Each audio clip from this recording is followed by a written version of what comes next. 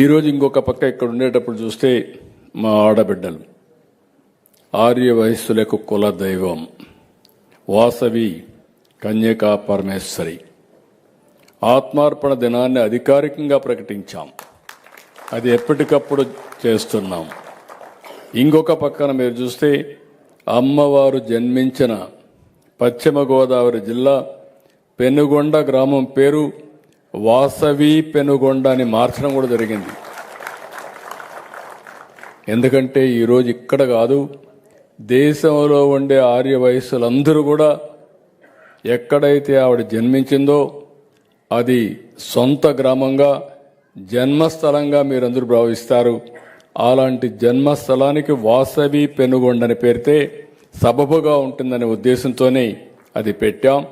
తప్పకుండా ఒక రోజున వాసవి పెనుగొండ ఒక పర్యాటక కేంద్రమే కాకుండా ఒక దివ్య క్షేత్రంగా తయారవుతుందని చెప్పి కూడా నేను మీకు తెలియజేస్తున్నా.